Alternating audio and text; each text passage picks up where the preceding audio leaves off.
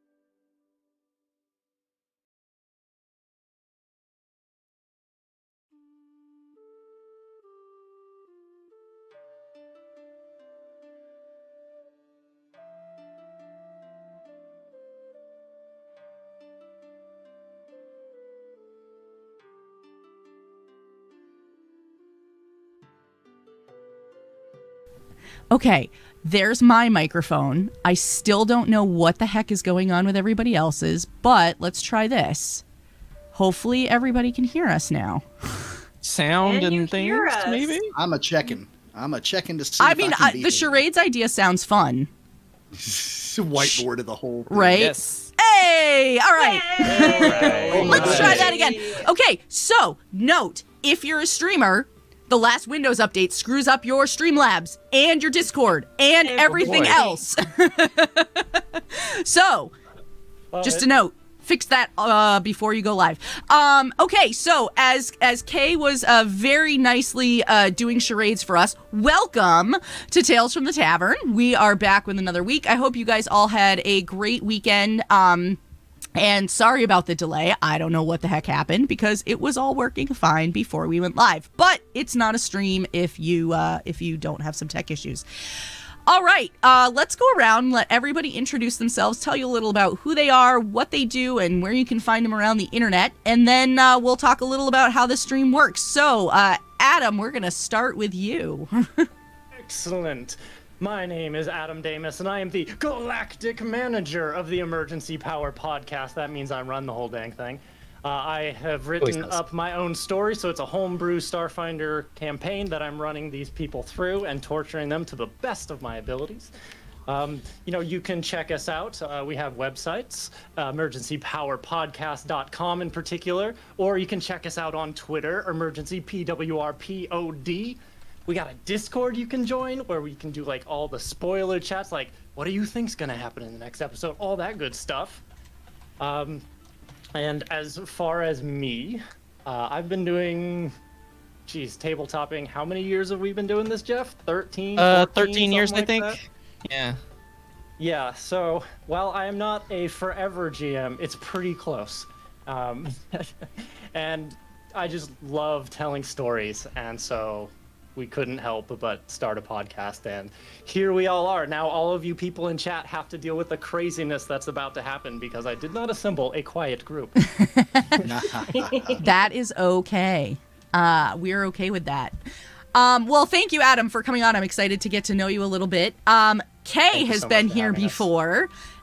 Kay was on Tales from the Tavern several months ago now, I think, and then recently made an appearance as a paladin of the Flying Spaghetti Monster during the Extra Life charity stream Weekend Extravaganza. And it was a phenomenal stream. I wear many hats. Don't we all? Kay, tell us a little about yourself. Hey you all, I am Kay Purcell. I'm a community manager in video games by day. It's one of the reasons I can't talk too much crap about Windows updates because, Microsoft. By night, I get to do all sorts of fun TTRPG stuff and hang out with cool people like these folks and Luna. You can find me in the Emergency Power Podcast. You can find me every Tuesday. I do a talk show about TTRPGs called the Chaotic Wholesome Talk Show, and we do all sorts of tips, tricks, and hot takes from across the TTRPG space, including a lot of focus on things like intersectionality and stuff that not everyone's having to talk about. But we have a good time. You can also find me with amazing GM Saucefire, who's in the chat, every other Wednesday. The next one's going to be coming up the 25th, doing Waterdeep Tales, where I play Trixie, who's a raccoon and an artificer and a black powder enthusiast. And I'm about to join in the Halls of the Mad King over on the Red Hair Inn, where I will be playing in a horror campaign, and who what? Tune in to find out. So thank you, Luna, for having me. And honestly, if that's going to be Thursday, you're right, Thursdays. Waterdeep Tales is on Thursdays. Y'all, my schedule is bananas. If you saw, I've got 4 different calendars for any excuses.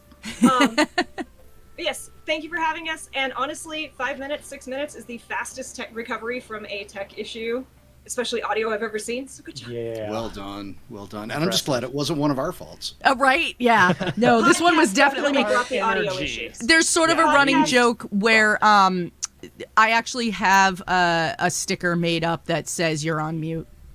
With the Tales from the Tavern. Yeah. Just put it on a popsicle stick. Mm-hmm. Yeah. There you go. Definitely the podcast bringing the audio issues. That tracks. Yeah. 100%. Richard, tell us a little about you. My name is Richard Moore. I play the sentient robotic organism NR5E on the Emergency Power Podcast.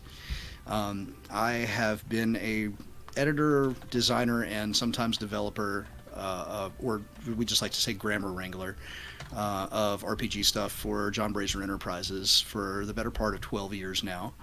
And I've also freelanced for a couple of other companies. So I've done work for Rogue Genius, for the guys who did City of Seven Seraphs, Lost Spears Publishing, and numerous others. I'm easy. Like, I love to write. You give me an opportunity, I'll come up with something. And prior to that, I'm 40 years old. I've been gaming since I was 9. I bought the weird-looking D&D starter set at the bookstore, and I haven't looked back since. And just devour it. I was the forever GM in my group for a while, and then things sort of flipped on their head during pandemic, and now I get to be lazy, and I get to play in cool stuff like what Adam runs and what my other friends do. It's great. And I'm just really excited to have an opportunity to be here and talk about what we do on EPN with you and your listeners. Yeah, I'm excited to have you. Thank you. Cooper. Hi. Hello. Yeah, so I am fairly recent to the tabletop game scene.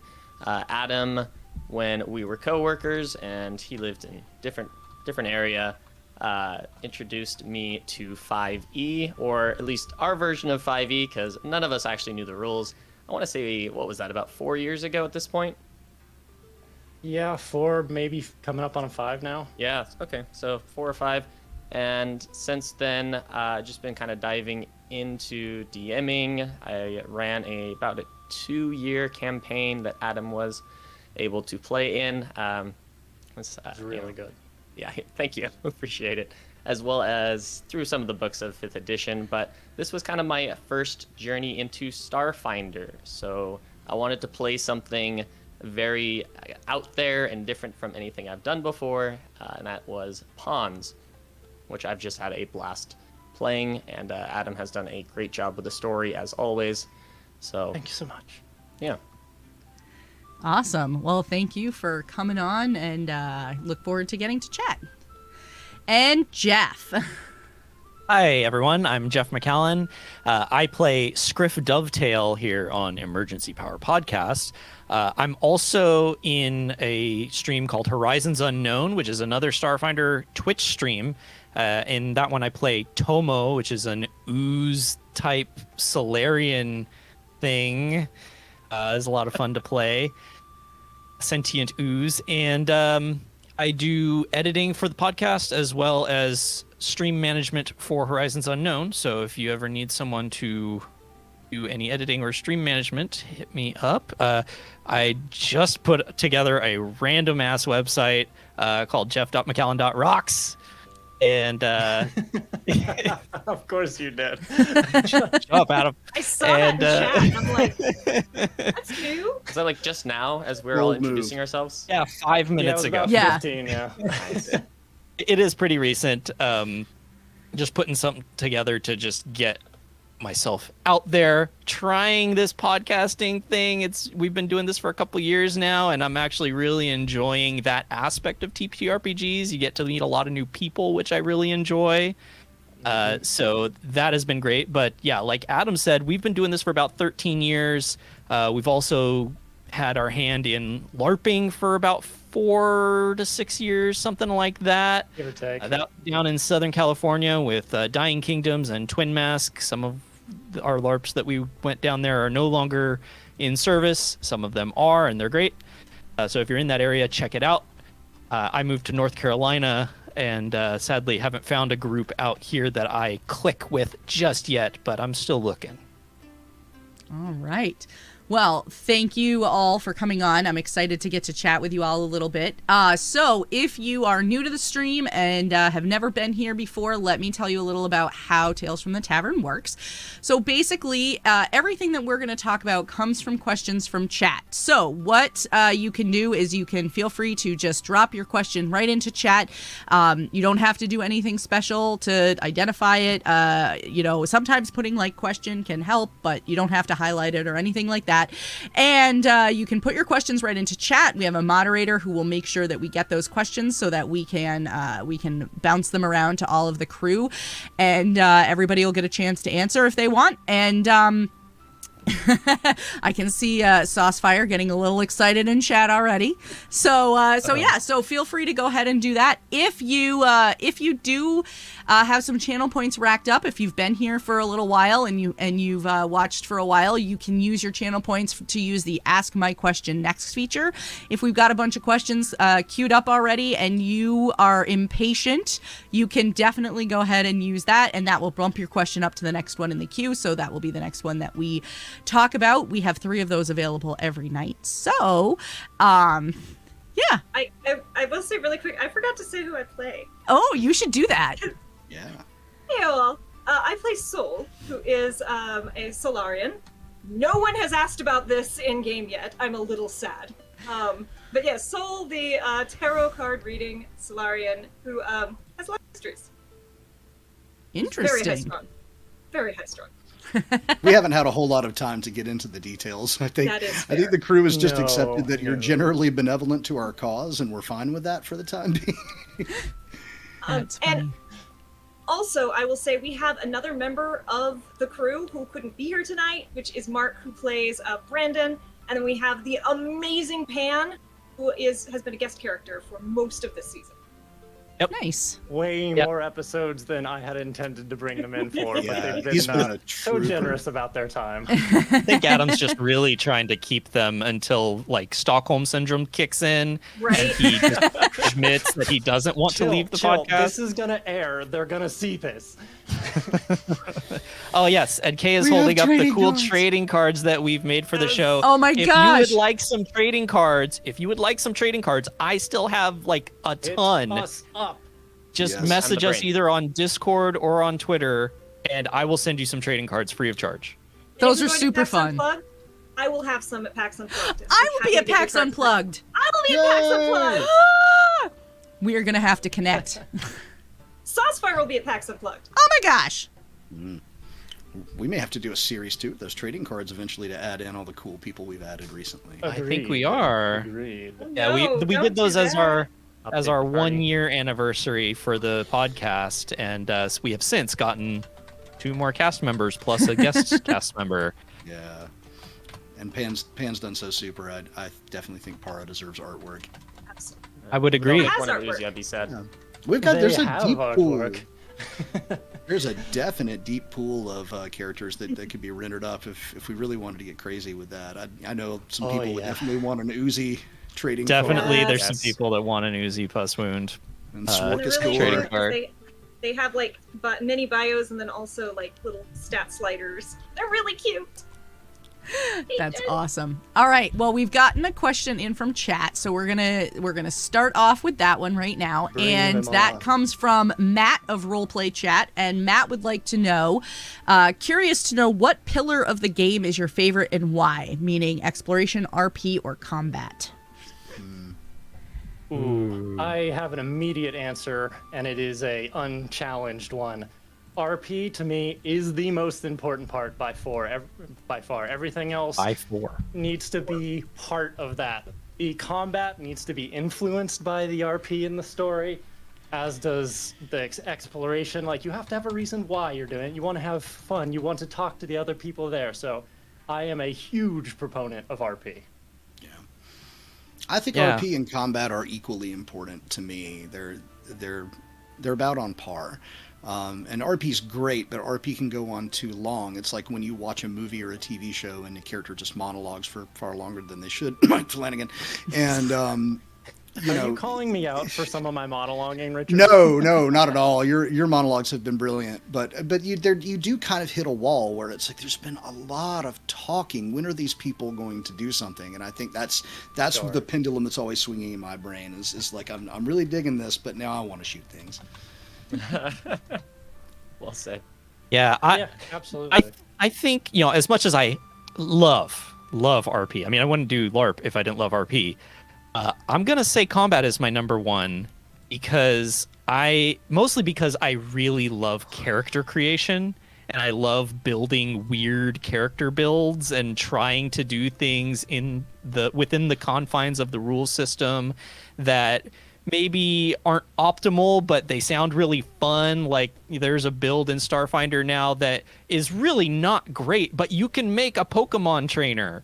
Oh Like, my you God. can just have a mechanic Yeah. that throws summoning grenades, and it's totally not optimized, but it's just, there's so much fun flavor there. So what you're saying, Jeff, is that build's not super effective. So See that what just you did happened. So proud of everyone at this bar. I really love, like, I love roleplay, but I love collaborative storytelling. Like, what's the point of role-playing if you're not all building towards something? And in fact, Absolutely. so I got to join the crew in season 3, so I actually got to listen to the characters in 2 previous seasons and kind of build my character accordingly. And I was really impressed by, and I've spoken to you all a little bit about this, and I don't think it was like a conscious like decision. I don't think that this crew went like, this is the pillar. But when I was listening to it, I got a very much a found family vibe. And it's the story of these people who ended up together and have built this thing and are tackling things together. So I tried to bring a character who would spice that up a little bit, but also very much lean into that theme. And so to me, yes, role playing, but role playing has to lead into the collaborative storytelling. It has to lead into everyone bringing in their own thing, because you can sit there and talk all day, and if it's not leading to the next battle or leading to the next exploration or any of that, then it's just making fun I of voices. 100% agree with that. It's why I'm so drawn to tabletops. Is like, I could write a story that's like a book, for example, and it has one definitive outcome. I know what's going to happen, how people get there. In the collaborative effort, I have no idea necessarily what's going to come next. It's all based on all of these choices that people make. And the Boy, have RPG we that is made some born from choices. that is, Yes, oh we boy, did. have you. It's of the always great- best. It's always best as a GM when your players pick the switch that you're going to whip them with. And we've done that a few times.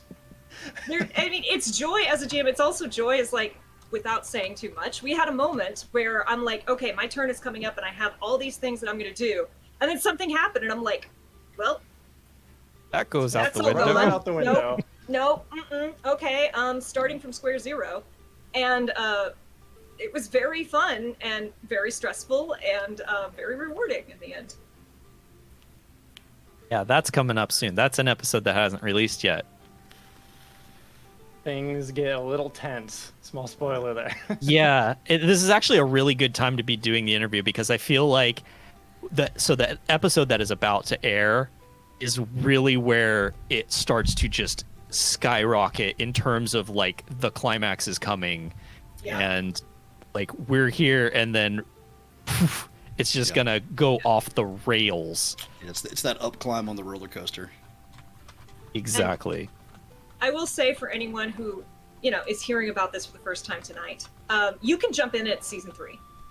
Yes, Oh, yeah. absolutely. We've got recaps of seasons 1 and 2, and then we've also got, if you join our Discord, there's like written recaps. So if you're like, I don't want to listen to this, I want to like read through it and pick up major NPCs. So you could just hop in and just start binging. And also, because this is a homebrew campaign, you don't have to know Starfinder or be super steeped in the lore to understand what's going on.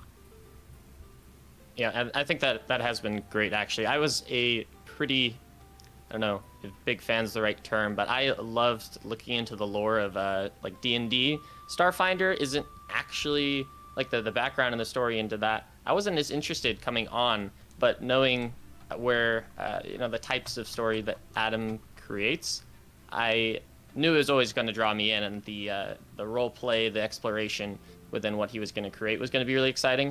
So for me, it's usually the exploration and kind of diving into the plot and unwinding the mysteries of the sessions. Those are always the interesting things to me. Even though I play a character that is very naive and has no idea what's going on, as a player, it's always interesting to be like, okay, I see how those connect now, or make the predictions for the future.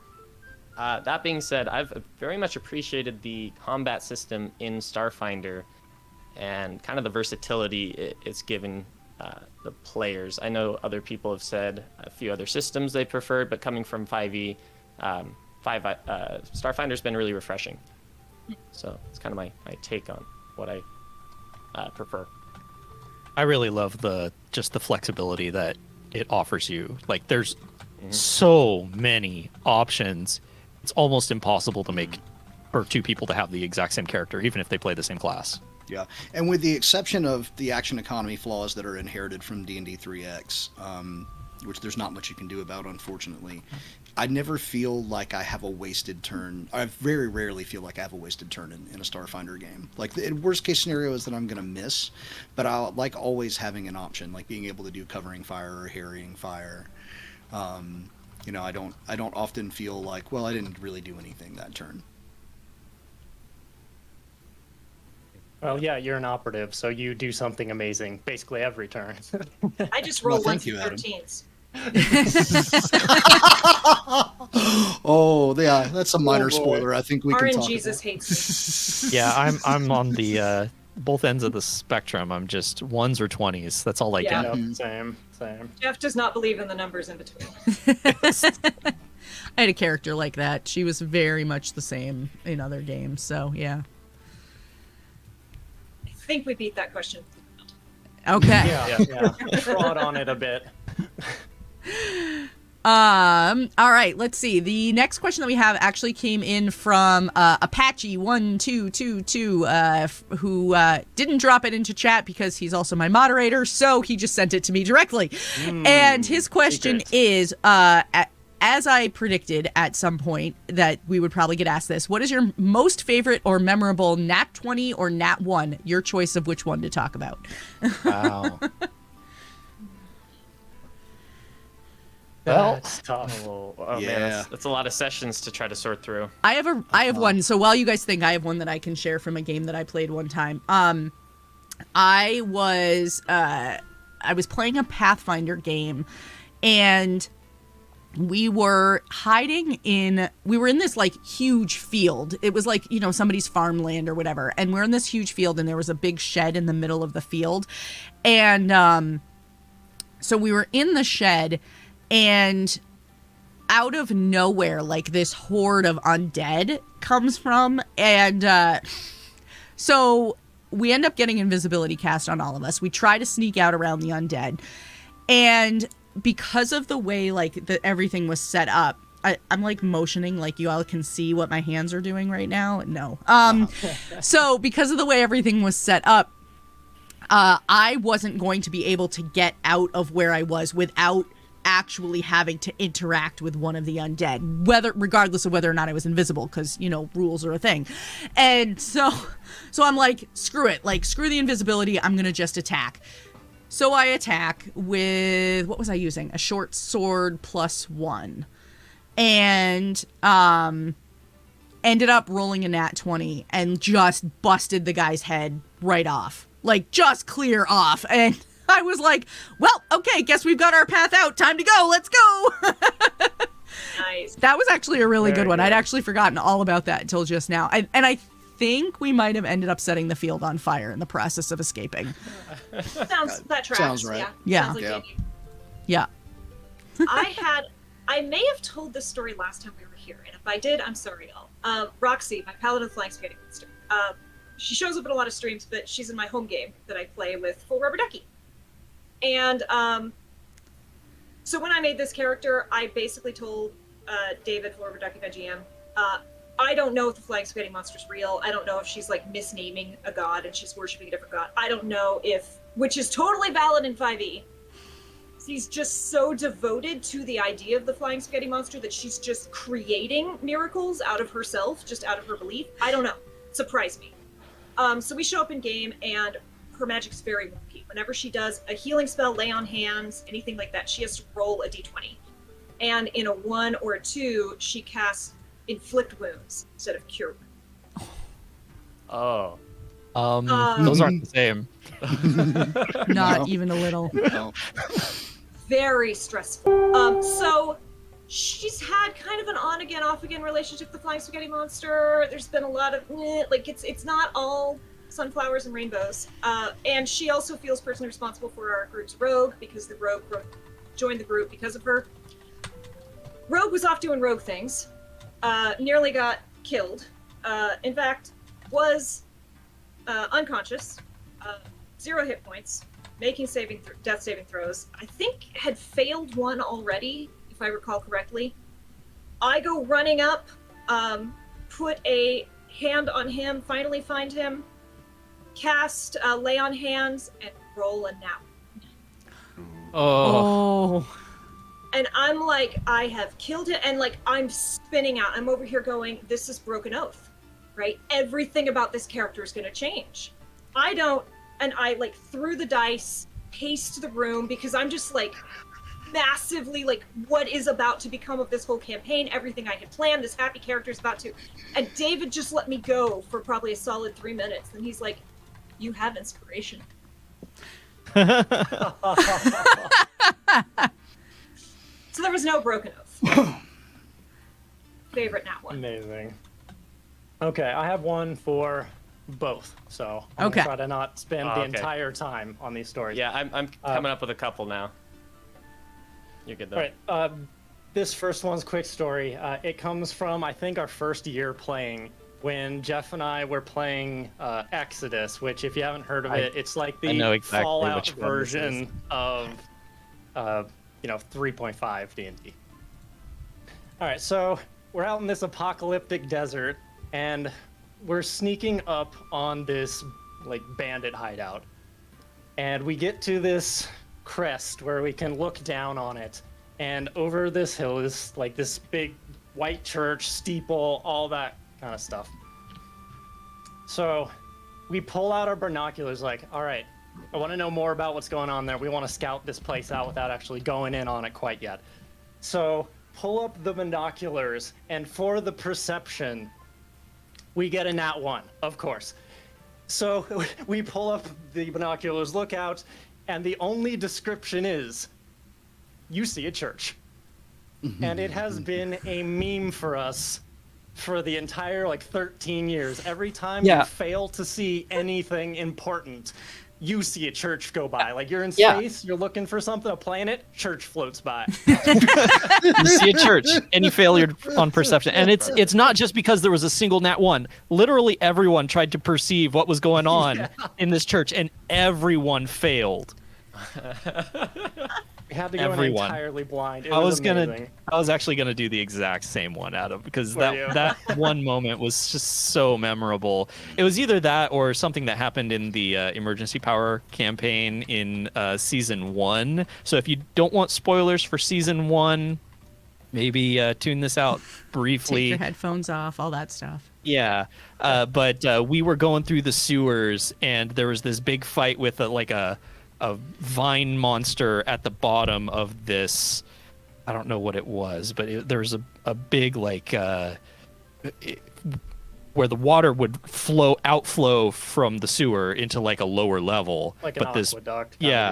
This vine monster was blocking it, and there was a crane mechanism over the top of this hole, and I was the only character with the timing and the expertise to go and operate this thing. So I leap across, and I don't remember actually if it was a nat 1 or just a really bad roll.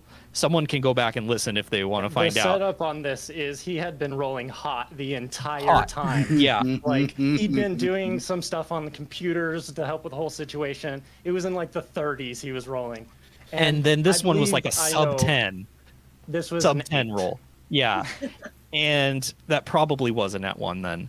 And I leap across, and Adam was very gracious because I could have just fallen straight into the mouth of this monster. But listen, I rolled against you, and I played it fair. If it was going to kill you, I was going to kill you. That's fair. I'll take whatever handouts I can get in that situation. But yeah, almost died season 1 of that show from my own demise. 6. Yeah, something like that. It was also great because there was confusion about cranes, so half the crew was imagining. Yeah, so when Adam said you see a crane, a big robot, he said a robot crane or something. I was like, is this a Gundam bird? Yeah. Didn't you end up having to edit in? It wasn't an actual bird. I think at some point. And use visuals to actually it looks like this. It moves. It has Well, you were like it has an arm. I'm like, yeah, cranes have arms. That makes sense. They don't use them much, but just to fly. Except for the flappy. Yeah, oh god, that was the most memorable role I think I've seen off of Scriff until maybe this last season. That one stuck in my head real good. Yeah. Okay, before anyone else gets to take over, I still have my 20 that I got. Oh, you do? Quick. Go for it. Okay, GM will take this one. Yes, excuse me. I am most important right now. I'm kidding.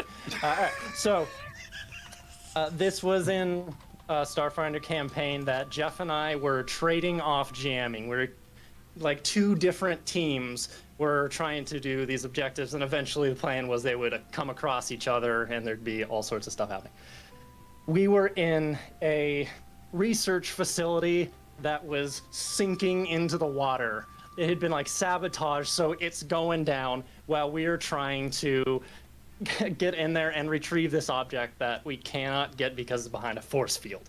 So we have to go up to the control room and fight the people there so we can take control. Half the party goes up. We split the party. Best idea. we split the party, and I'm trying to figure out how to stop this thing from sinking, and I'm swimming around in the water trying to mess with computers and stuff. It's not going well. So the other half of the party is fighting essentially the BBEG in there, and it's not going super well. People are getting kind of beat down. So I start swimming towards this elevator, and it takes me, what was it, like... It was like 4 8 rounds. Yeah, was it Yeah, 8? it Yeah, was, okay. it was long. So it took me forever to show up. The battle's mostly over by the time I get there. But when it gets to my turn, the elevator comes up and opens. My character has this giant 2-handed laser gun that he steps out, and fog pours out of the elevator. He puts on his sunglasses and fires a nat 20 with this giant cannon and like obliterates the people right in front of him. Oh, I've never felt more cool. That was such a good, like that weapon too is amazing for nat 20s because it fires in a line, and so anyone in that line just gets decimated. Yup. All right, so I'll throw in a story about a good natural 20 that got ruined by another player's natural 1 immediately thereafter. Oh no! This was a fairly high level Pathfinder game in which I was playing a swashvestigator. So a multi-class character. He's a high-ranking law enforcement official, and our party was going to infiltrate and storm an enemy base of a criminal organization that was in the bottom of a snowy valley. So we took out the sentries at the top, but we still had to get to the bottom. And I ended up taking a shield off of one of the sentries' bodies, and we each had to make our choice of acrobatics or athletics to get down. And I wanted to do it as quiet as possible so as not to alert anyone else at the bottom. And I think our magey people had already kind of done their whole invisibility and fly thing, but those of us who didn't have magic had to make do. So I ski down this mountain on a shield. The acrobatics check wasn't dicey because my mod was high, but I needed to land a stealth check too. Popped a natural 20 on the stealth check. None of the sentries at the bottom noticed me as I do the cool snowboard thing down the hill. And then here comes our party's Blood Rager behind us, who barely makes his athletics check to stumble down that snowy hillside, and nat one's his stealth. And all the sentries that I've just landed next to turn around and look at us, and it's like, oh no. Really? Such a great cinematic followed by boom, boom, boom, boom. Absolutely. It's one of those Marvel. comedy movies where you have the super competent spy and then the idiot who's along with them, and yeah, absolutely. It's a Marvel Comics moment for sure. Okay. Definitely. This is a series of natural 20s, and I believe either a low roll or a natural 1, all in kind of the same timing as well. But to premise this, it was Adam's initial campaign, and we were underground in this. Well, actually, we had to pass through an anti-magic barrier, but it eventually magic came back, and we're at the kind of shrine to these deities, and basically you'd have to take some sort of creature and put them into this giant orb, and that would claim it for the deity. We show up at this one. I think it's the third one or so that we had found, and 2 of those deities show up, and this argument basically occurs. And my character, in the meantime, starts planning explosive thunderwave glyphs in places around the orb, basically. And the deities start fighting, like literally fighting, as we have either secured or were given a undead dog that we could use to claim this orb for one of the deities. Basically, what ended up happening, someone natural 20 tried to throw the thing into the orb because it would just get absorbed and it would go in and claim the orb. Natural 20 past the enemy deity, setting off the explosive glyph, which then further propelled it because it failed the saving throw against Thunderwave towards the orb and actually made it to the orb. So it was not possible for it to for him to actually make the throw unless my glyphs went off and then propelled it even further. And so that happened while this whole anime battle thing was happening in the background. And yeah, so that's one. Very It wuxia. was 100% a DBZ fight. Yeah, basically. And then I have just a nat 1, which I found was hilarious. I was running this session, and it was just for 2 players because everyone else had they didn't show up that day, basically. So occasionally we'd run the okay, we'll just do a short session for a couple people. And what was great about how this session ended is that we could have had the session or not had the session, and it wouldn't have changed anything. And the reason for that is we were in Avernus, going through hell basically, and it was Adam and another one of our players. They were going through this, not a cave system, but basically a trench, and there was undead dinosaurs and other creatures. And the other player, he had a wand of wonder, kept setting off random fireballs and exploding stuff, and just not being smart. Adam's character had a problem with that. They were arguing while riding in this death machine through this trench. Eventually, he destroyed the death machine. They had to hop out into the trench. They were still arguing, and I had them roll a perception check to see if they would notice the river of sticks that was now starting to build up and go down this trench. There was a natural 1, and there was a 2. And so they just continued talking as they got wiped down this trench. Was there a church floating down the river Styx? Quite possible. And so that Just flow session by. never happened, other than a parasite that one of them picked up. Yeah, And because it I affected believe the rest the of the river campaign. Styx made us forget what happened for the past short while However- before that. however So we many didn't days even or know we something. were fighting. Yeah, and everything was resolved at the end of that. So, yeah, those are my 2 favorites. Good times. It's always I got fun. it. I got my Okay. nat 20. I was playing with game for our friends at Backwater, and I was playing Sissy Joe, and Backwater is a southern survival horror game. And Sissy Joe was working class, but high charisma, so she'd charmed her way into money, so all her stuff was really fancy. But she was just a small town girl with a big ass shotgun, and we had all sorts of inter-party drama going on. And we were fighting against, the final boss of this one shot. It was not going well. It was really tense as to were we even going to survive. And I had a sawed-off double-barrel shotgun, and it was just, when it hit like a truck. But when it did not hit, and it did not hit a lot because RNGesus does not like me. Oh no. But we were so close to a TPK, and I rolled and critted, and the GM's like, "What do you want to do?" And we were fighting this huge deformed humanoid thing. It was just gross. It was really, really gross. It was horror monstrosity thing. So I ran forward, skidded on my knees, scuffed my jeans, stuck the shotgun under its crotch, and fired straight through its head. Oh my god. Yes. And then got to stand up No. and blow the smoke out of my double barrel and say, "I don't start fights, but I sure do finish them." It was just such a fun way to end that That's encounter. great. Don't mess with Sissy Joe. Scuff my Daisy Dukes. Love it. Oh man. That's funny. Did everybody get a chance to answer that one?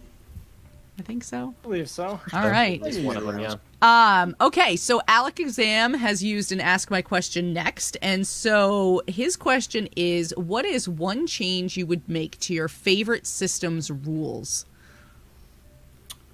I know. I'm like, Favorites? So this is a compound question because we also got to man. figure out what our favorite Yeah, I know. system is. Let me grab my notes. Huh.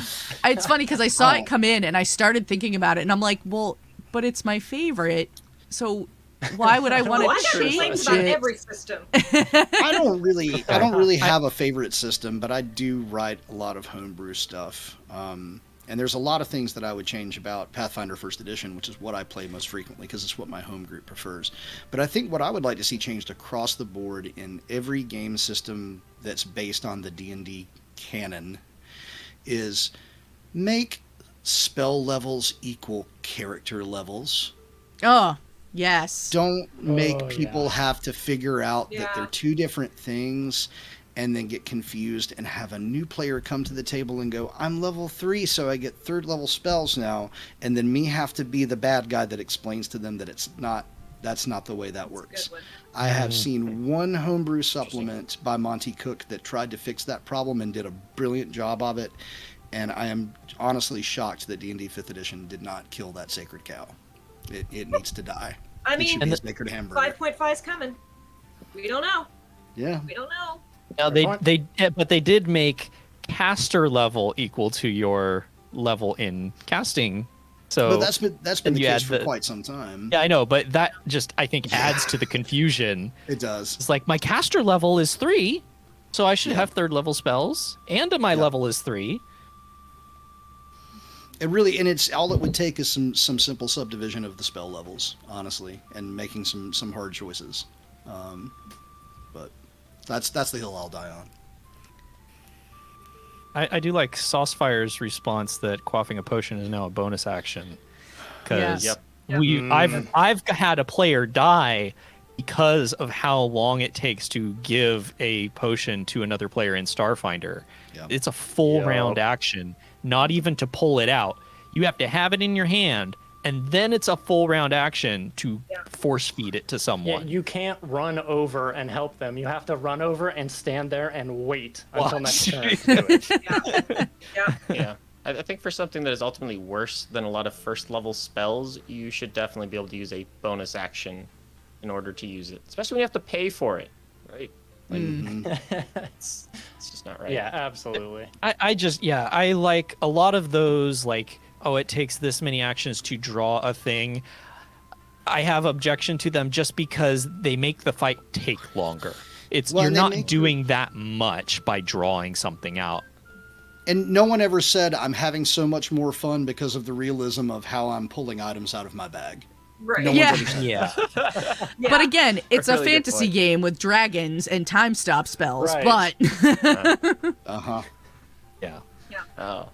I think my favorite system though is Fate.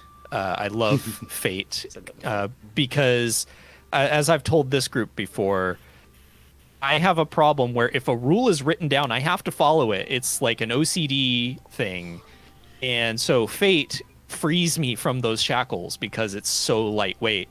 But the one thing that I don't like about Fate is the combat system. When you're dealing damage in that, it's a net zero gain attacking versus defending.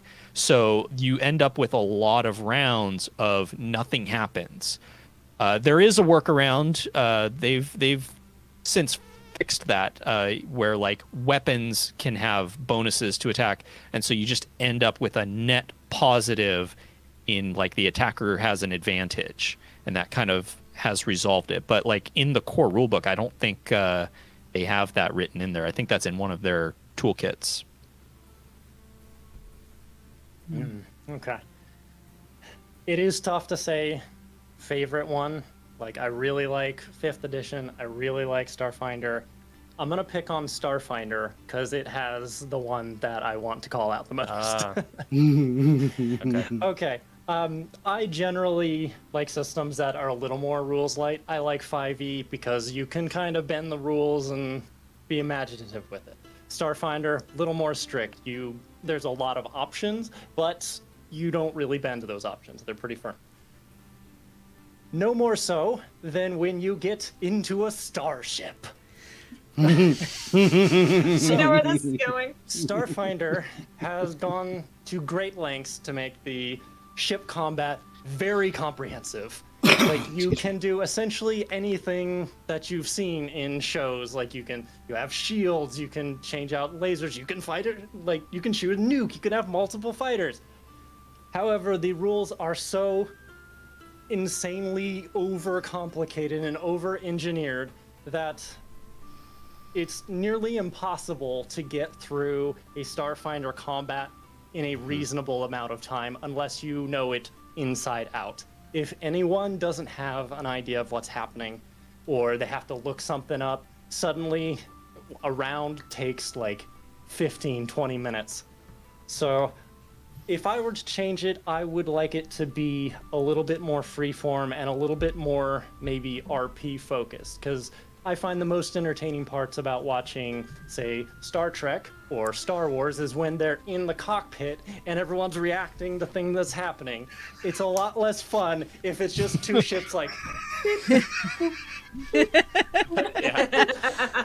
So that comes back to my love of RP things. Like, I want RP interwoven with that to make it a more action-packed, exciting experience rather than something that reminds me of like Warhammer 40,000.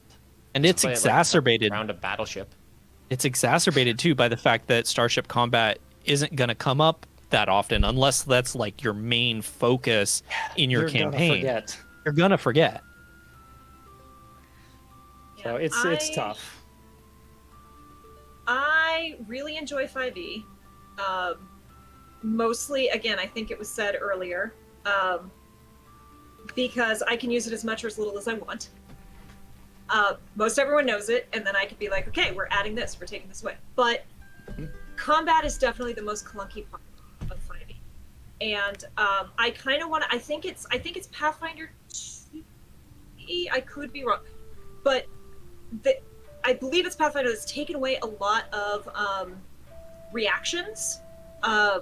So only, like, you don't get attacks of opportunity until later in the game unless you're a fighter, and it causes a lot more mobility, because right now in like 5e, like, you get into a fight, you stand in position and you just bonk a thing, and you just keep bonking the thing until it's dead, because if you move, all this stuff is going to happen. And Starfinder is even worse in some ways because of how many things trigger attacks of opportunity. And I really would love some more of the cool cinematic anime-esque people doing flips, I dodge out of the way. Like, I would love to free up the battlefield a little bit more without making it unfair. And I want more mobility in my fights. I want cool cinematic stuff, not just I hit it 100% and hit it again. Agree. Yeah. They need better tumbling in Starfinder. That would help with that. That's what we're always saying. Tumbling is garbage. Absolutely. Gymnastics training for everybody. Two people here will vote for that. So I would still say 5e, but at the same time, there's so many things I wanted to change that I think I gave like a good paragraph of new rules out to the newer session I was trying to get running, and like there's so many things. Counterspell is one of the most abusable things if you're high level in 5e that can just make the game feel terrible depending on the circumstance. And so that was a big one that I was working a couple different methods to figure out, whether it needed to be a roll off to counter a spell or a save of some sort versus just, oh yeah, all right, your spell doesn't work. It's like, that's not fun. It's not fun when it's used against you. It's fun when you use it against an enemy, but really, then the whole party having counterspell doesn't make the combats fun. So it's that was essentially like when the kids are playing and they're like, I do this really cool thing. You're like, no, you don't. No, you don't. Yeah. That's counterspell. It doesn't feel like a nice move from the DM. If you want to tilt an entire party more than anything, just have your big bad counterspell a healing spell, especially if it's an AoE heal. Yeah. Just that It's so brutal. So I tried to use that almost never, unless it was specifically in the stat block and like a almost like a feature of that enemy they were facing. I really would never have a counterspell being used. There's a lot of other ones too in 5e. I don't like falling damage and how it works because there's no like if you hit a 50% threshold, you go down to 0, like there is in Starfinder, which I like. Or if it's not in Starfinder, I know that's in another system. I feel like there is... I know bonus actions kind of mess a lot of things up in Starfinder. You don't have the versatility to... Kind of like what you were saying, Kay, like you don't have the movement in combination with your attacks, or it feels like you're just going to get hammered on if you're trying to move more. So I really like 5e, but I feel like there's so many combat things. Mounted combat. Why does a high fantasy horses and ride things, like a paladin that can summon steed, and there's no mounted combat rules? That might be by design, though. There's one sentence, if I'm not mistaken, about mounted combats. Rangers get a little bit of it. I think paladins too, about like you could take, but I'm like, you can like take a feat that gives you advantage, but if you don't take that feat, then you get nothing. It's like, all right. And a lot of the mounted combats in the history of the game too, the systems underpinning that were just hot garbage, and I think they just didn't want to make that mistake again. And I can understand that. Just say leave that to the GM, or to a third-party publisher who really wants to get into the weeds on it. Also fair. Trying to like pull up the notes for the rules I had changed, but I don't know what it is. Quick! Yeah, you send out essentially an all-hands meeting email. You're like, everyone needs to know about this. Yeah, Cooper's TED Talk on what sucks about games. Go through my entire text history and be like, oh, it was this chat. I don't remember which chat it was. Oh well. Yeah, there was some more. There was like Revivify and kind of reviving stuff is always tricky. Like, how do you make it so in upper levels it's not just like the stakes are now all gone because they can just immediately pull people back. Yeah, and similar with the death saving throws, so that the DM doesn't have to feel like a jerk and be like, it attacks the dead body or the like dying body. It was like damage based, like you had to take this much damage and you would die faster. If you didn't take this much damage, you'd follow the normal rules. And yeah, I just feel like they could rework a lot of combat in 5e. So I really have to say about that. And that's all I really have to say. All I have to say. What's the one We're thing? gonna shut the stream down One after thing? Cooper finishes. All of them. I believe I said good day, sir. Yes. I don't talk about 5e in the group because we're a Starfinder podcast so much. So it's funny because I know a lot about the system actually. Mm-hmm. But, I never get to talk about it. I'm pretty sure you know the rules better than me because you deep dive them more often. I did at than one me. point for sure. Mm-hmm. It's funny. All right. Well, this is probably a great place for us to pause and take our break. We've got a couple of questions that we will get to as soon as we come back. And so we'll do that. So we'll give everybody a chance to refill their drinks, use the restroom, hashtag free the pee, and we will be back shortly. I hope you all have a good break. Okay, this is the hardest part of any role-playing game. Who wants to be the dungeon master? I do. Me. Everyone? We could aid a desperate town in their hunt for a savage beast. Or sail to a hidden isle full of talking turtles. I love turtles. Or tracking down a band of pirates to save your best friend. 5 DMs, 5 great ideas. I guess we'll have to play them all. Set sail with us for a podcast adventure full of music, laughter, and friendship on Dice Populi. Listen to these stories and more at dicepopuli.com. All right, we are back from break. Hope you guys had a good break. We did. I am starting to learn about popsicles. So if you guys would like to tell me about popsicles and why they're so important. Popsicles. Not just popsicles. Space popsicles. Yeah, Space popsicles. There's a huge difference. Regular popsicles are delicious and melt in your pocket. Space popsicles, they're also delicious, but they don't melt. And they do things like, you've heard of inspiration points or hero points. The Emergency Power podcast has our own version of that, which I give out when people are doing amazing RP or if they predict a story turn or something like that, which I have way too many people that are good at that. Yes. Cooper. That's so much fun. Cooper knows 3 or 4 times how now. I make games. So he's got me too many times. But yeah, you can do your re-rolls, or you can throw it out for making damage dice explode. So, if you roll doubles, then you can I didn't even know about damage. Oh, yeah. Yeah. If Only you done it a click couple on times. one in Foundry, it'll tell that you we all have. the ridiculous things you can do with it.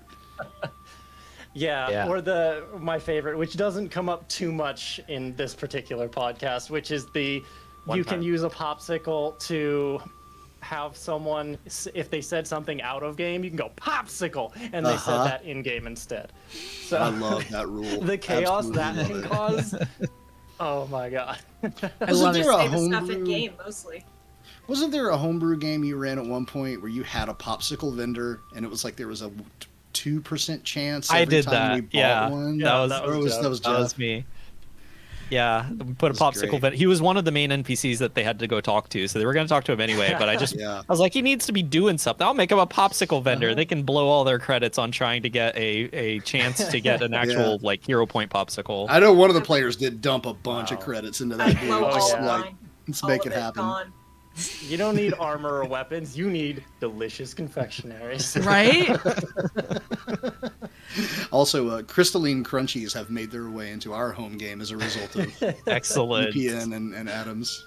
Yes. It's like caramel popcorn crystalline crunchies in particular Ooh, are very valued. And of delicious. course, there's lots of K's in that as well, in that spelling as well. That means it's 'Cause extra there's no funny. actual popcorn in it or caramel. Oh, man. All right. Well, let's dive back into a couple of the questions that we got before the break. So the next question comes from Jason, and Jason says, have you ever played a game where the GM describes the scene and a player has to draw the map based on the descriptions? Then he goes on to say, for what it's worth, this is how the original D&D was designed. Really? I did not Yes know and that. yes. There used to be a designated mapper in First Ed, and Wow. I think even up until the Moldvay Mincer rules. I've done it once or twice with big dungeons, and I think it very quickly became more of a chore than a fun task for the group that I was running for, and we sort of aborted it after maybe 3 sessions of play. It kind of got to where let's just kind of generally sketch things out. But what we have found over time is that, like, as cool as mega dungeons are to read and to run in part, when you have a lot of dead space and not really a good sense of where you're going, people get frustrated really quickly. And for my group, it actually has worked for us to kind of speed through some of those things and sort of get to the meaty encounters a little bit quicker, maybe incorporating survival or other types of checks that help them navigate safely. Yeah, I think I've done something similar. I didn't have them map an entire dungeon, but there was like a puzzle where it was one of those floor tile puzzles where certain tiles are dangerous and safe. And so I just gave them a blank piece of grid paper and we're like, you're going to have to figure out which tiles are safe and which one aren't by trial and error. Oh. Harsh. I Yeah. have not done that. However, I am working on a. I'm doing. It's not entirely West Marches style because it's going to be a set time. But I'm working on a long-term campaign, West Miles, or West Marches style, where large cast, often rotating, lots of guests. Where I and my Codium will have a much more detailed map, but the players will get a treasure map and nothing else. Yeah, And I've done the that. players and the audience will have to work together, which I know is not quite the exact same as being asked, but I'm really looking forward to seeing what happens and then not correcting errors. I will be curious to hear how that works. Hopefully it'll work. We'll find out. Could be really fun. It could be a disaster, but who knows? I mean, the disaster will That's the fun also of be it. fun. Absolutely. Absolutely. Can't say I've ever done that myself. We've had like collaborative drawings. Like we have the dry erase marker mat that we just draw out. Oh, this swirly green cloud is definitely a tree, and that kind of thing. And oftentimes, because it's big areas, everyone will jump in and start drawing on it, and that's just fun. And then you have to erase half of it because it's like, no, you probably shouldn't be putting penises on there. There's not a water slide above the spider lair. I don't know why people think. That just sounds like a terrible idea. A water slide above a spider lair? No, thank you. Just slide on down into them spiders. Lovely splashdown pool. Yeah. The spiders made that. Safety net. Right, the spiders Nice probably little built it for got you. fun. Yeah. Uh-huh. Helpful spiders. Oh my I've gosh.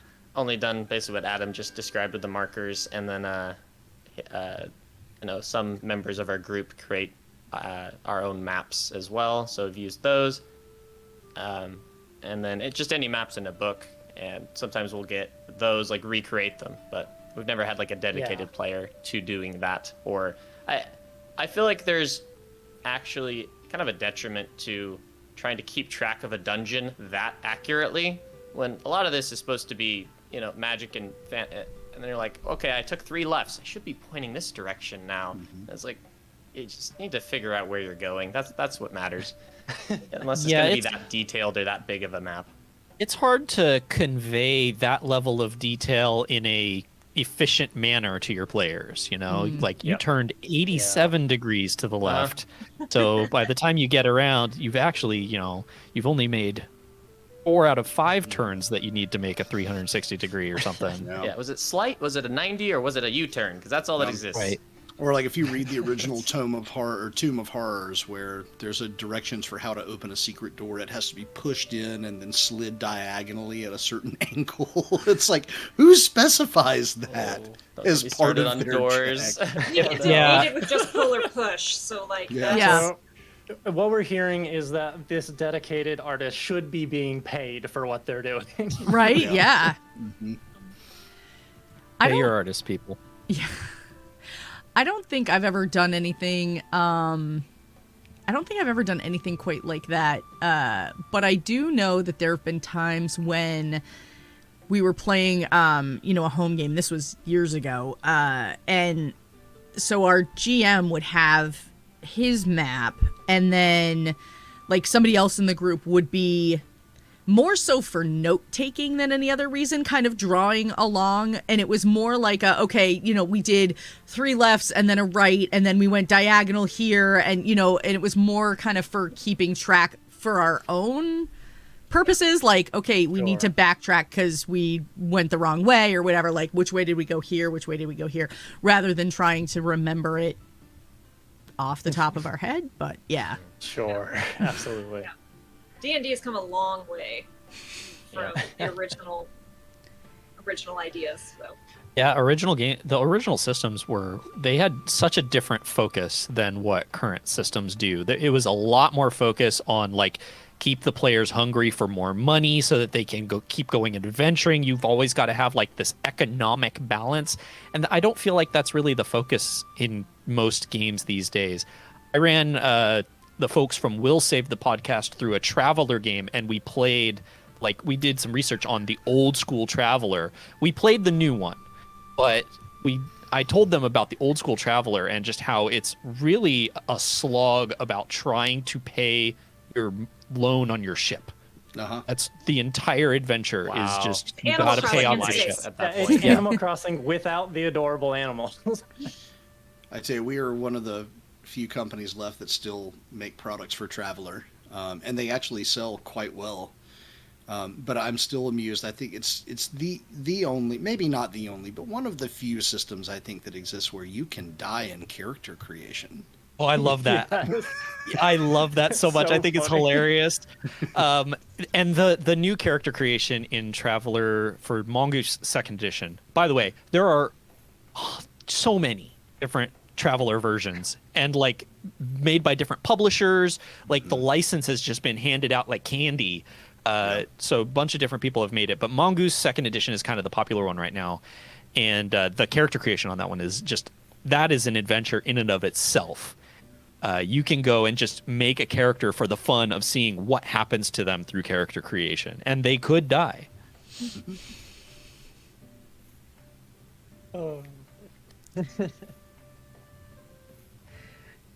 Jason in chat agrees with you. Yes, Traveler was very weird.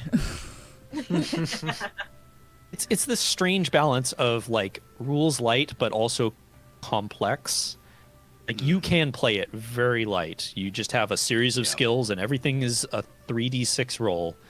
But when you get into like the physics of like traveling and managing your ship resources, that's where it can get really crunchy if you let it. Yeah, the rabbit hole can go about as deep as you want it to. All right. Zeal Zaddy had a question, and he would like to know, what is your favorite cute D&D monster that's actually really dangerous in your campaign? or TTRPG if you're involved in, if it's not D&D. Brandon. The one guy who's not here to defend himself. I mean, yes. I would absolutely say that in character as well. He is rather cute in a very... You gotta jiggle it a little harder, honey. Our innuendo cowboy. Yeah. Everything Brandon says is terrible. I would say Uzi would be wonderful. one. Uzi Pussmoon, our resident NPC goblin. He's space goblin. He's very adorable and very deadly. We love him. So I have to laugh because every time you mention him, I think of a Starfinder game that I played in not too long ago where we actually managed to capture an assembly ooze, and we named him Uzi Oozeborn. That's awesome. I love the pun. Parallel thinking, I like it. Love it. So every time you mention Uzi, I'm like, Uzi Oozeborn? I did have. Get along. I did have it was Against the Aeon Throne adventure path for Starfinder, and the players came across these like slug type creatures, and they ended up adopting one of these entropic slugs that was trying to murder them. They acted like puppies. What was I supposed to do? Yeah, they named him Nuglet the Sluglet. Nuglet the Sluglet. Yeah, that's great. Oh my god. We fed him batteries. Like, we'd open the door, throw in a battery, it'd just like eat it, we'd shut the door and hide before it tried to kill us. Wow, that's full on. Yeah, they hadn't yet domesticated it. Yeah. I'll go a little off script though and say I think I like it when halflings are done kind of sinister. I think halflings for so long got saddled with that sort of Tolkien-ish Hobbit imagery of, oh, we're all lovely people who live in the Shire and smoke our pipes and have our beer.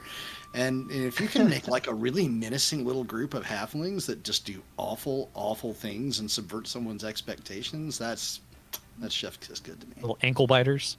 Uh-huh. Oh, or just like a crime network. I mean, if you want even modeling it off of absolutely Hobbit Mafia. I kind of did that with one of my characters. I've heard a campaign like that actually. Sans Pants Radio, if you guys haven't ever heard of them. I think they're over in Australia. They had a whole mini arc called Jiren's Outpost, and there were several different factions, and they had halfling houses that all had their own like godfather at the head, and they're all like vying for power. It was so good. What was that one called? Jiren's Outpost by Sans Pants Radio. In one of my games, the GM made the mistake of giving my himbo Disney Prince Bard this little it's like a dragon ferret. Like, it's this long red thing that's like got scales and then tufts of little fur, and it's this small, long, noodly creature that she told us, you know, in game, we would learn that this thing will grow up to be like a small pony. Like, not like but like smaller than a horse, but not. Little Sebastian. My himbo bard is chaotic good, but also like Fae, so his understanding of good is very loosey-goosey in the moment. So he named the dragon like, God, it was ridiculous. Thordak, Falkovnian, like every big dragon name in the world. The third, because he wanted to make sure there were two before him, so we knew he could grow up to be whatever he wanted to be, is actively teaching the dragon to murder things, and is like chasing around the wizard going, can you cast fly on him? Can you make him fly? I need him to fly. Because if the dragon can take care of himself and maybe protect the party, that's a good thing, right? Yeah. I generally endorse that. I'm gonna actually reference the other stream that Jeff and I are on, Horizons Unknown, because Jeff decided that he wanted to become one of those Disney princesses with his character. So literally every creature we come across on this unknown planet that we're exploring, Jeff's like, we need to save this and take it back to base. You know, we have to. I have names of every animal that we have Here's rescued. what he did. Here's what he did. You ready? Sure. Every time we came up against a creature that we were going to rescue, it was like trying to kill us. It was like vicious owl clawed cat things. Like, so they were trying to murder us. And in order to make sure that we didn't kill it, Jeff had a link and a picture to the local animal shelter, and he would name that creature after them and put the picture up on the screen. Oh my gosh. You Sarah McLachlan them? Yes, I did. Absolutely. Oh. That's kind of terrible. It's terrible, and it's very clever. Oh, that's the most amazing. lawful Most of evil the I have time. ever seen. Presley 2 did not make it. Presley 2 did not make it. Remind me not to mess with Jeff. Well, this all came about because one of the other players, played by Pan, did not. Their character was like a polar opposite. They did not like the animals, and they wanted to kill every single animal that we came across. So I was like, how can I make this moral dilemma for Pan? So I started pulling up pictures of cute puppies and saying, this one is named Presley too. Oh, man. That is so brilliant and evil. Evil and beautiful. I love that So mine so is much. everything in that campaign that like is adorable and tried to kill us, and Jeff wanted to save it. Yeah, so let's see. I've got Romulus and Remus. They were puppies. There was Obsidian, Panini, French Fry, Deborah. Deborah. Panini. It's a mood change. One of French these fry, things doesn't belong.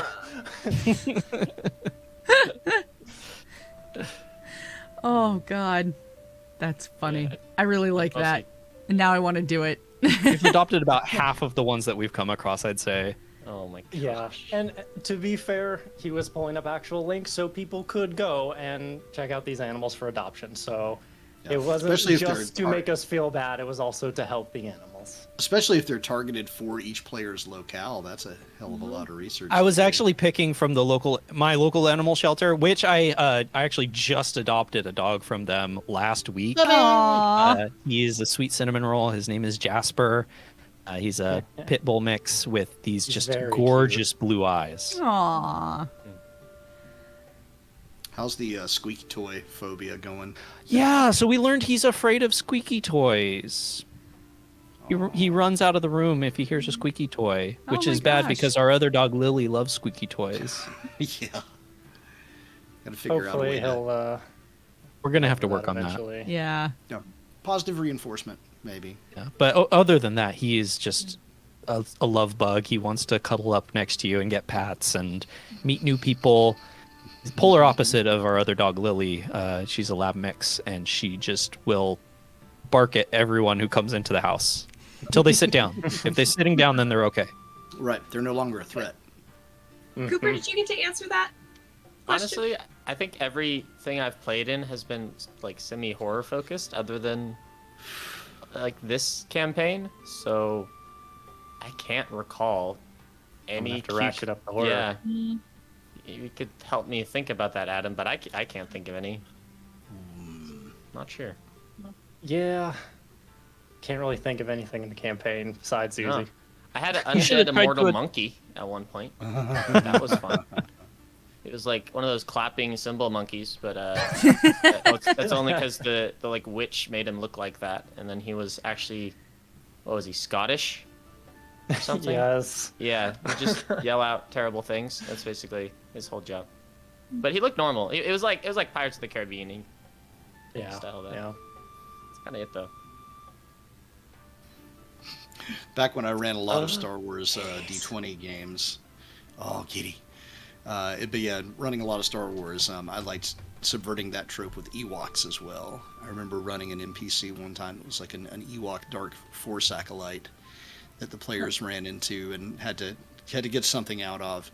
And so when he would speak, you would hear the normal Ewok language, but in your head, telepathically you heard a much darker and more sinister voice announcing himself as, "I am Shodu, who is Warrior King." And I think Shodu thrashed a few of them in short order. Shodu, another one Uzi would get along with. Mm-hmm.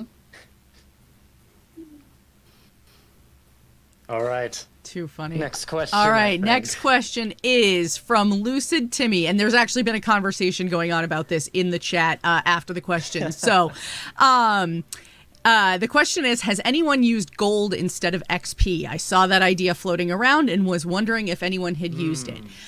So to follow up on that, Jason then followed up saying that was an AD&D thing, and that it was assumed that you would use that gold to build strongholds and keeps. So, yeah. Yes, actually, in Starfinder, the game that Adam and I co-GM'd, we essentially did that, like unofficially. We don't track XP, but when we determined that like when it's time to level up, we just make sure that they have this much money, because Starfinder is so much a gear-based system. Yeah, it's an economic system that keeps your power levels in check more than actually leveling up does. The weapons and armor are what determine your ability to fight more than anything that you get from actually leveling up. So it's all tied to your credits anyway. Yeah, so you have to sell equipment, but it only sells at 10% of the buying price. So you have to nickel and dime in order to actually get anything. So it's essentially a gold-based system, but it's kind of baked in with levels as well. So I've never actually used XP. I've never seen a system that would do a full even swap of gold for XP. I do know that legacy versions of D&D awarded XP for gold that you got in the course of the adventure. I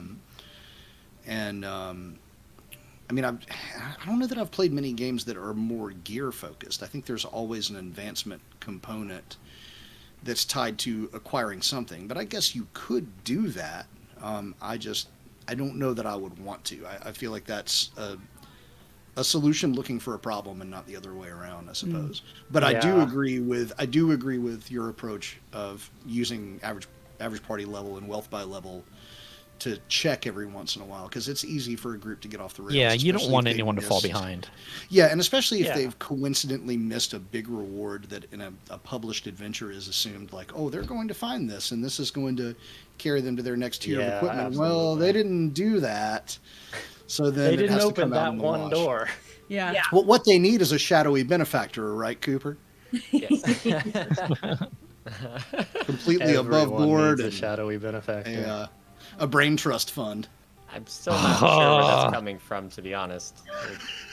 We'll have to, I know exactly where it's coming from, and I hate it.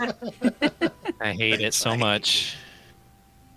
Yeah, I'm actually more confused about that now that we're in the spot that we are at, but I can't dive any deeper into it, so. I'm sure we'll find You'll out. just have to wait. Yeah, and see. Mm-hmm. No, I like my magic items too much, so I'm always here, have a magic item.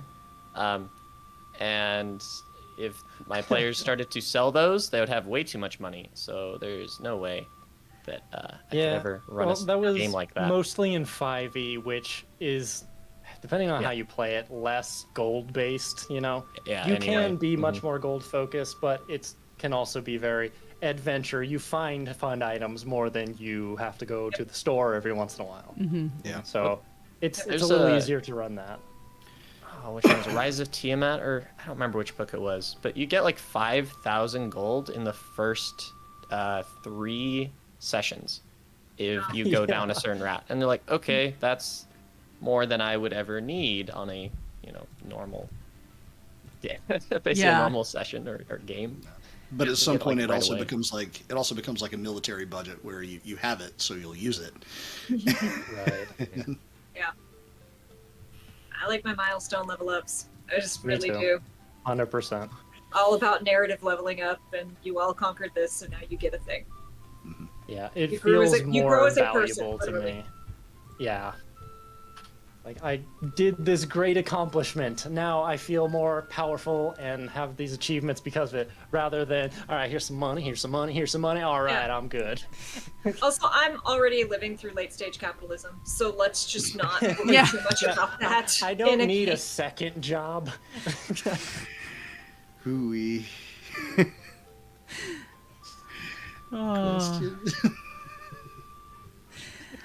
I hope we escape gave a that satisfactory question. answer. Yes, run away. I made it awkward. All right.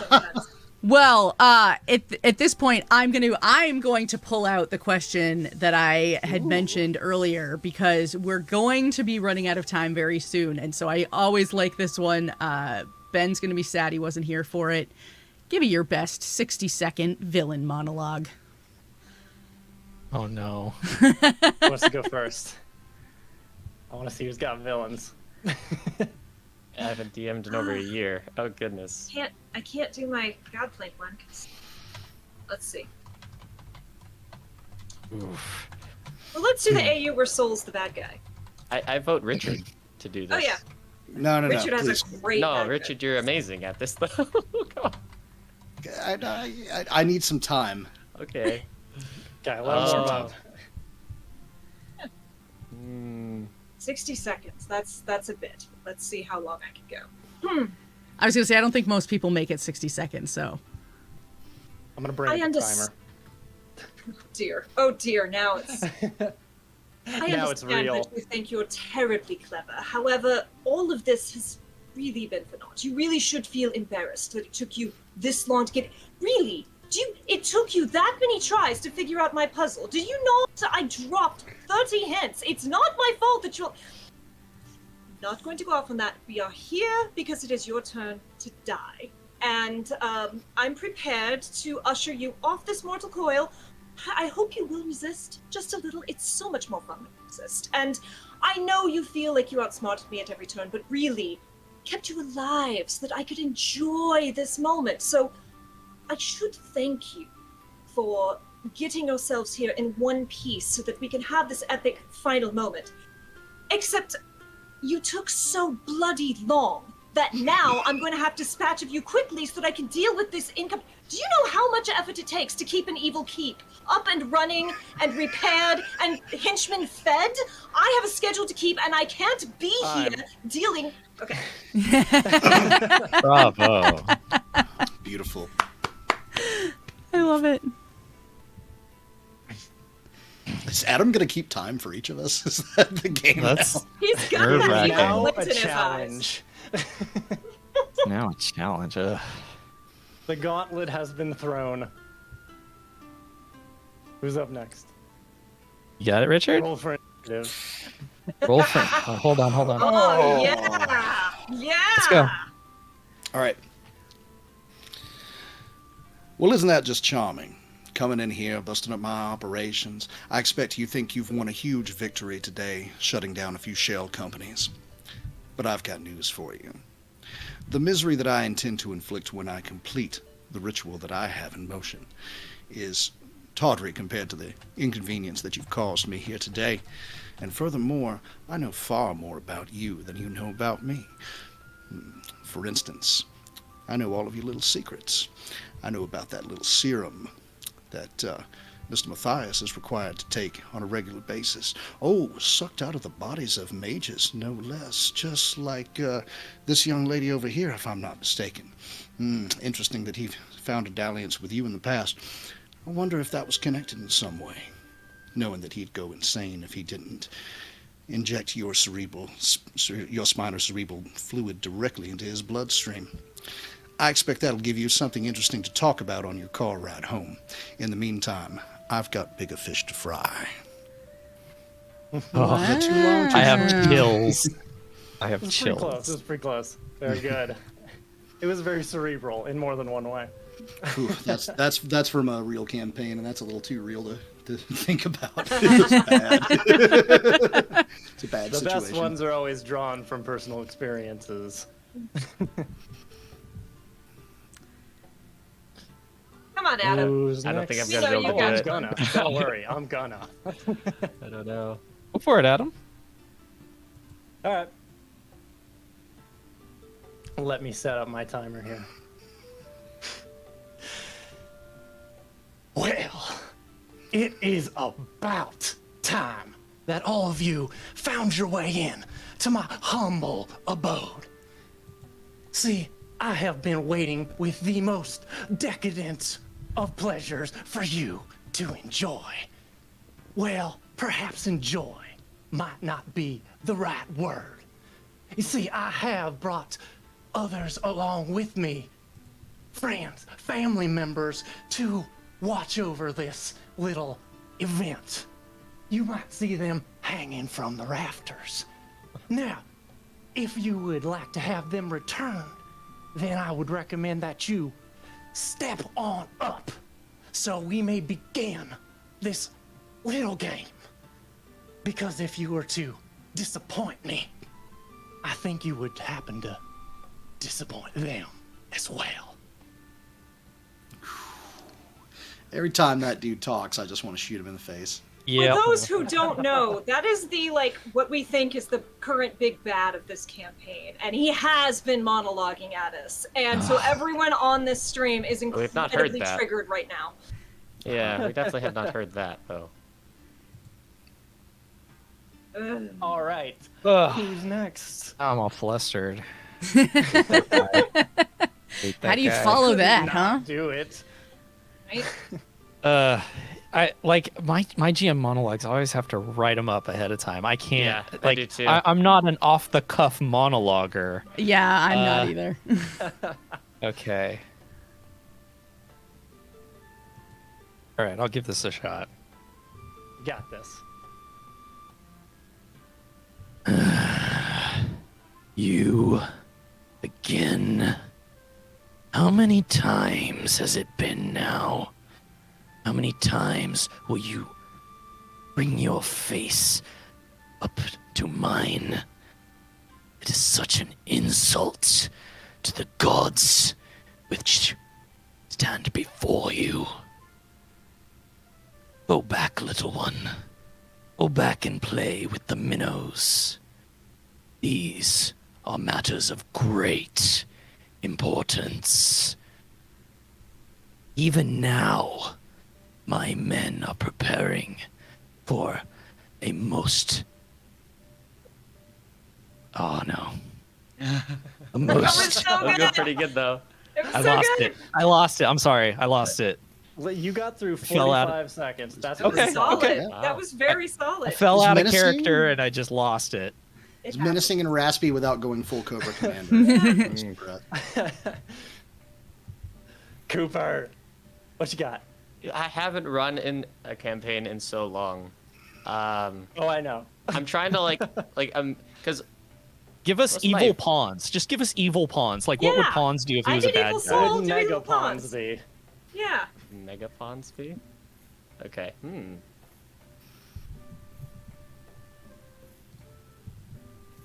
What is an evil pawn's pondering?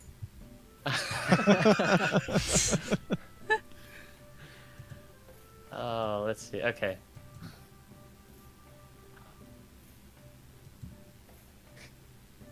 We're putting him on the spot so hard. Right? Yeah, I know. sorry. I feel like if I bad. had like some people I had previously ran recently, this probably wouldn't be so difficult to think about. But I've only played pawns for the last like year.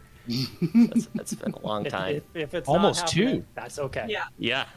I got to do a big bad monologue with. I was promising a character that, like, his problem was he was insecure and he felt like he'd let everyone down, and I was offering not to like change history, but the line was, "I will free you from the prison of their disappointment." And like I watched the that's fun. player's face just like break. And that's really what you want. That's really what you want out of it. Yeah. Okay. Dang, I think I'm gonna have to pass. That's I okay. wanted to Totally find fair. something- Totally fair.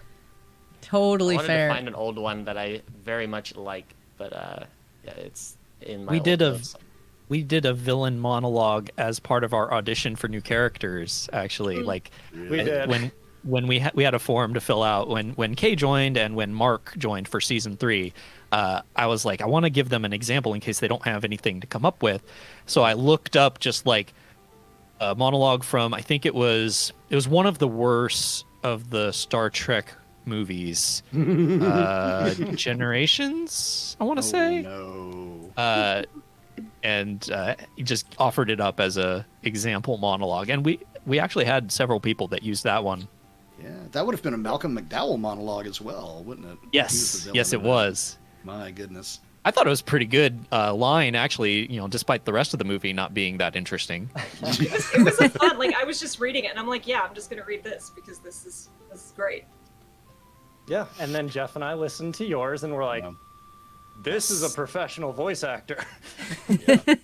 Some of the outtakes was really good. Those tryouts were quite interesting as well.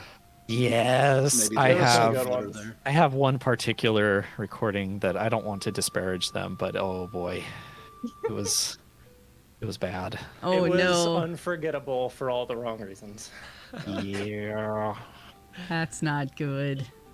Less of an audition and more of a comment. Okay. All right. Well, Right, you have your monologues. we are getting to the point where we're going to need to start wrapping up for the night. So what I would like to do is go back around again and have everyone remind us of who they are and where we can find you on the internets and all of that good stuff. As we are doing that, the other thing that I would like you to answer is if you have ever given out or received a mundane magic item. For example, a magic knife that gives a +1 to cutting fish. Of course. And you can thank Lucid Timmy in chat for that one. That was their question. So That is a good question. So we're going to go in the reverse order of when we started. So we're actually going to start with Jeff this time. Ooh, okay. So I have been Jeff McCallan, and you can find me on Emergency Power Podcast, of course, and you can also find me on the Horizons Unknown Twitch stream. That's at Hexgrid Heroes. You can find me on Twitter at EPN_Jeff, or you can check out my website if you want to maybe have me do something with your audio editing or your Twitch stream running, jeff.mccallan.rocks. He's the guy in the chair. He's good. I'm the guy in the chair. And yeah, magic items. I actually have a bash script that random generates magic items for me, and I've pulled up a couple. A ring that makes the wearer appear to be dead and rotten. A cloak that causes the caster to derive no nourishment from food eaten after sunset. That one's more of a cursed item. And an egg cup that can hatch any egg that is placed atop it. That's cool. For just such an occasion. I love it. All right. Well, Jeff, thank you. It's been great to get to chat with you a little bit, and super pleasure to have you here. So thanks for coming on. Cooper, we're going to go to you next. Yeah, I'm Cooper Bishop. I am currently playing Pawns for the Emergency Power Podcast, and I don't have many social medias, but definitely check out our Discord. It should be linked in chat. And the most random magic item, or mundane, I think I have created or received, was a paper bag that kept contents warm, but wouldn't heat them unless they were already warm. Oh, that's fun. Yeah. Oh my gosh. Well, thank you so much for coming on as well. Again, it's always great to get to meet new people, and it's been a pleasure getting to chat with you. Richard. Ooh. I have been and will be Richard Moore, I suppose. Come check out johnbrazier.com, see what we do for your favorite games. We produce for several different ones, including Pathfinder 1st Edition, D&D 5th Edition, Traveler, 13th Age, a few others, and you can click on the Get Our Books drop down. You can pick your favorite retailer. Our products are available on DriveThruRPG, the Open Gaming Store, Fantasy Grounds, Amazon, Noble Knight, and Paizo.com. And I'm afraid I'm going to have to beg out on the magic item when I am drawing a blank on this. I don't know that I've ever done anything that fits the specifications of what this person is asking, but if I think of something by the time the other two are done, I'll let you know. All right. Sounds good. Well, thank you for coming on and hanging out tonight. It was great to have you. Kay, let's go to you. Hey, I am Kate Purcell. I'll probably continue being Kate Purcell. Not sure. We'll find out. I work in video games by day, and by evening I get to do fun TTRPG stuff. You can find me every Tuesday at 3 p.m. Pacific, 6 p.m. Eastern for the chaotic wholesome talk show on my channel. KDamnFear, Twitch, Twitter, TikTok. I'm that all across the internet. You can also find me on the Emergency Power Podcast with these amazing folks. Coming up on the 25th is episode 2 of the You Do Not Stick Your Head Out the Window, Little Sir. Waterdeep Tales, where I play Trixie Nook with the amazing Saucepire, who's been hanging out in chat. That is a fun, chaotic 5e game where we are all just little animals running around Waterdeep. So it's weird, it's fun, it's delightful. It's cute. That sounds fantastic. And you can find me on Halls of the Mad King coming up for the Red Hair Inn. Good folks there. And so I was once given a magic item that I had the whole time, and I couldn't, like, it rattled and it could not be opened. Like, a knock spell did not open it. Like, we could not open this thing. And when we got to the end of the game, it could not be opened. It was just a magical item that rattled when you shook it. Oh my gosh. Which was just wonderful. I was also at one point given a pet rock, and it didn't talk, but it was magical enough that I felt like I could talk to it. It was a compulsion to talk to it. And some of you have experienced, I play a lot of characters who do not have an internal monologue. Most of their thoughts tend to spill out. So the pet rock actually became a very useful thing that I could just monologue at the rock while we're walking. And I'm like, yeah, I'm still going. And everyone's like, I'm like, yeah, they're just, I'm real sorry. It's just, they did work out a lot of stuff. It was cheaper than therapy, for sure. Also, go to therapy. Therapy is great. Go to therapy. If you can't afford therapy, talk to a rock, maybe. I don't know. It might work for you. That's why we're pet not rocks saying went that it off will. in the 90s. We're just saying it could. It could. It worked in D&D. So it has to be. It has to work in real life. That's the T-shirt slogan. Yeah, it worked in D&D. It worked in D&D. Oh my gosh. Kay, always a pleasure. Great to have you here. Thanks so much for reaching out and connecting me with this whole amazing crew. And Adam, we'll go over to you next. Hi, I'm Adam, but I'm thinking about going by Kay Purcell. I'll have to kick that one around, decide. But for now, I'm Adam Damus. I'm the Galactic Manager of the Emergency Power Podcast, the homebrew Starfinder campaign with all these crazy people. It's really fun. We're kicking off the 3rd season with a crazy bang. If you haven't listened to it at all, we have recaps. Jump right in. I have been having so much fun over this last season because of the crew that has been assembled. If you want to find more stuff that I am in, you could check out either Horizons Unknown on the Hexgrid Heroes channel. That's every other Thursday at 6 Eastern time. Or Manapot Studios. I am on their Hearttown Hunters, which is a super-powered anime campaign using big eyes, small mouth. Really fun system. And that game has like every anime trope you could possibly think of, and it is very entertaining. That's every Wednesday, 8:30 Eastern time over on Manapot's Twitch channel. And if you're looking for art, I have something. I have the hookups. See, I have drawn a lot of the art for Emergency Power Podcast, and I have that up on Instagram. I didn't actually draw those. Those are the 3 I did not draw. The rest I have done. So, fine, be that way. But you can check out art for Para, for Soul, for Brandon, bunch of new characters over on Instagram at _Ashen_arts. And yeah, also for Hearttown Hunters, and I just like drawing fun characters. Awesome. And if you do want these cards, hit us up on Twitter or Discord, and we will send you some. That I did not draw. That Adam did not draw. Or you can track down Kay, as she said at the beginning. She'll be at PAX Unplugged. And I'll be at PAX Unplugged. And Jason in chat's going to be at PAX Unplugged. And Matt from Roleplay Chat is seriously considering going to PAX Unplugged. So it sounds like it's going to be a party. That's 4 people. That's 4 of us. I mean, you got to go now. I think this little con's going to take off, guys. Right? Oh, and Gum says it's on the list now.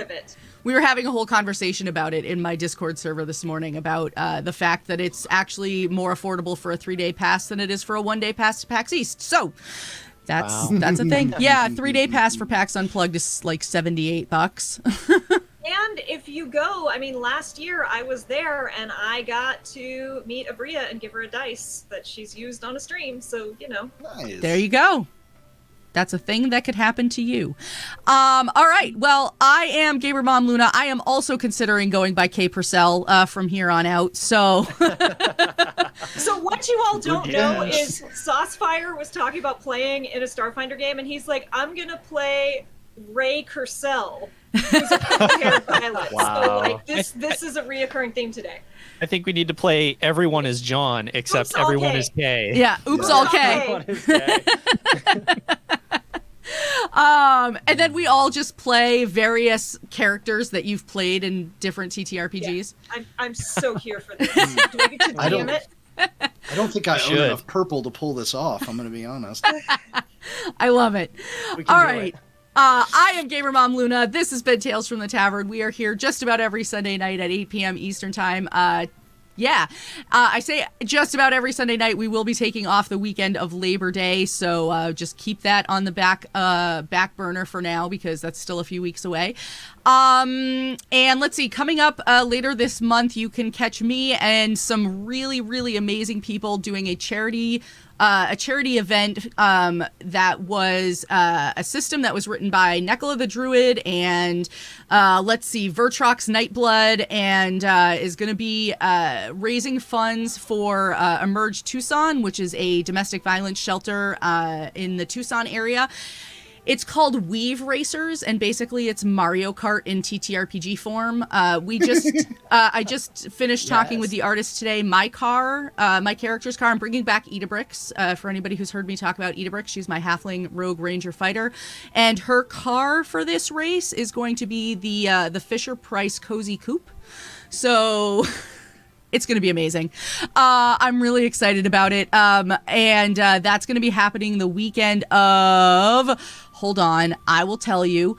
It's going to be happening the very last weekend of August, August 27th and 28th, starting at 12 p.m. Pacific time for round 1, going all that day, and then starting again at 12 p.m. Eastern time on Saturday, starting at 2 p.m. Eastern time on Sunday.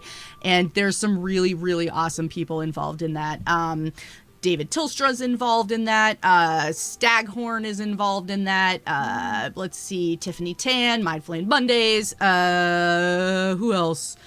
Daniel from Backwater Bastards, Taylor from Backwater Bastards, Gum, who's in chat, Jamie Moonchild, Jess Pendley from Underground Oracle. So definitely going to be worth coming and checking that whole event out. So, keep an eye on social media for that. We're going to start plastering the socials with that pretty soon. So that is it for us tonight. We are going to go. We're gonna go pay a visit to Perception Studios, playing some Dungeons and Dragons tonight. So if you're not familiar with them, drop them a follow. I don't think they have the puppets out tonight, but if you've never seen them before, they do play D&D using essentially Muppet-style puppets sometimes, and it is unbelievable how much fun that is. So, I don't think they have them out tonight, but maybe. Heart. Yeah, they're really, really fun.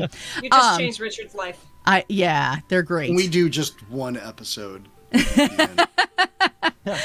have puppets. All right. Well, I hope you all have a wonderful evening, and we will catch you all next Sunday night. And have a great week, everybody. Take care. Bye everyone. Thanks for having us.